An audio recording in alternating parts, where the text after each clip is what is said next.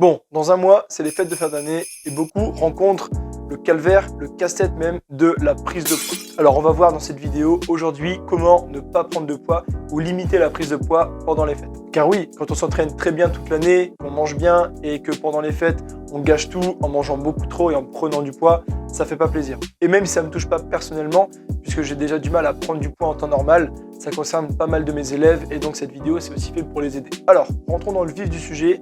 Et ce qu'il faut bien se dire, c'est que la prise de poids, elle va découler via deux facteurs. L'alimentation, comme vous le savez, et l'entraînement, le sport, la dépense calorique. On avait d'ailleurs vu ça dans cette vidéo que vous pouvez retrouver dès maintenant. On va d'abord parler du sport. Idéalement, il faut continuer à s'entraîner ou au moins avoir une certaine dépense calorique. C'est-à-dire à bouger, à marcher, pourquoi pas à aller nager si vous pouvez, à aller faire du vélo, même si c'est pas trop la période, mais pourquoi pas du vélo d'appartement, pour essayer de toujours être dans le mouvement et non à l'arrêt complet. Ça, c'est une des pires erreurs qu'on peut retrouver. Donc même si vous ne faites pas votre entraînement normal, puisque vous êtes peut-être en déplacement ou que vous ne pouvez pas, ne restez pas sans rien faire.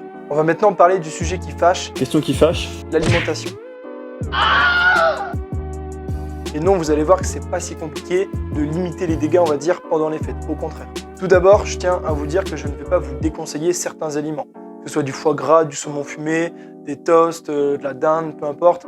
Mangez ce que vous avez prévu, mangez les aliments que vous allez avoir devant vous, ça c'est important pour ne pas déjà être exclu socialement et pouvoir passer de bonnes fêtes sans vous prendre la tête. Quelle que soit la période, que ce soit fête ou pas fête, pendant l'année, on cherche vraiment à ne pas avoir de frustration du tout dans l'assiette. Mon premier conseil, c'est celui de savourer et plus précisément de prendre le temps de manger.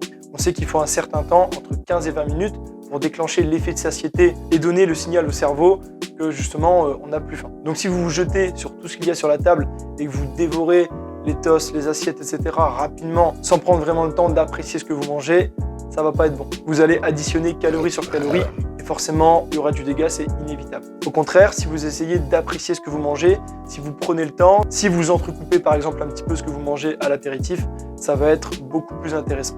Un autre conseil intéressant, je propose parfois, c'est le fait de manger un petit peu avant le repas du réveillon par exemple, ou avant le repas de midi à Noël. Ça peut par exemple consister à manger une ou deux tartines de pain complet avant son repas pour justement déjà se caler un petit peu et ne pas attaquer le repas le ventre complètement vide, ce qui fait que vous allez donc moins manger et apporter moins de calories puisque vous serez déjà un petit peu entre guillemets rassasié de par ce que vous avez mangé avant. Il ne s'agit pas de faire un vrai repas avant le repas de Noël et de remanger le repas de Noël, bien sûr, mais juste d'essayer encore une fois d'avoir un petit apport avant le repas pour ne pas tout dégommer, on va dire, lors de ce repas. La pire des choses, ce serait d'arriver complètement affamé lors de ce repas et forcément, avec le monde, avec les tentations que vous allez avoir sur la table, ça va être une catastrophe. Et ça, forcément, on ne veut pas.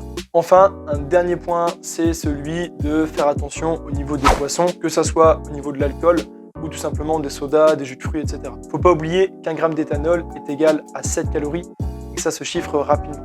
Tout comme pour l'alimentation, essayez de prendre le temps, évitez de tripler, quadrupler les apéritifs. Ça va de soi, mais ça semble être une bonne consigne. Encore une fois, comprenez bien qu'il faut savourer sans pour autant se jeter sur tout. Mais ça, vous le savez déjà. Il y a une phrase que j'aime bien qui dit « Il ne faut abuser de rien, mais user de tout ».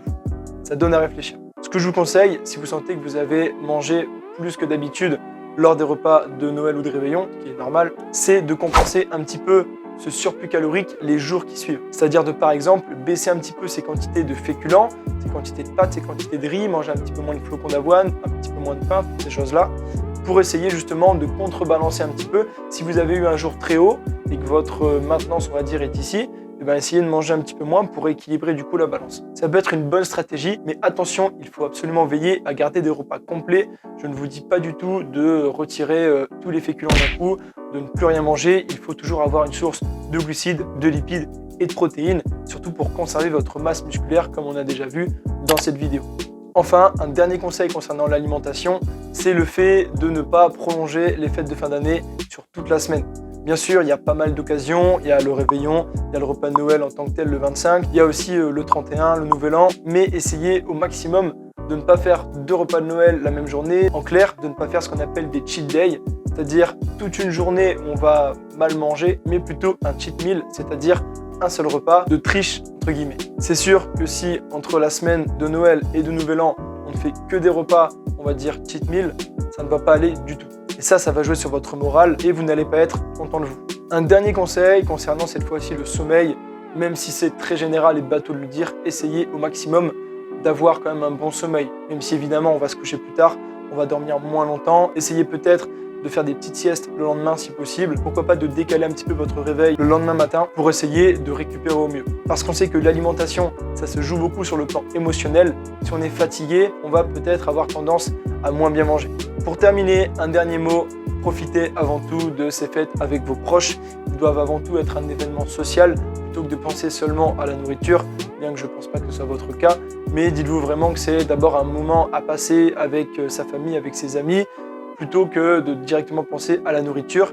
Et en faisant ça, vous aurez sûrement un rapport beaucoup plus sain avec l'alimentation et vous allez du coup peut-être un peu moins vous focaliser seulement sur votre assiette. Comme d'habitude, si cette vidéo vous a plu, n'hésitez pas à la liker, à la partager, à commenter, également à vous abonner à cette chaîne pour ne pas rater les futurs contenus. Pour toute demande de coaching personnalisé ou de questions sur l'entraînement, ça se passe sur www.scan-training.fr. Je mets tous les liens dans la description. Je vous souhaite d'avance de passer de bonnes fêtes, de bien vous éclater, de profiter au maximum. Et nous on se dit à très vite. Salut tout le monde!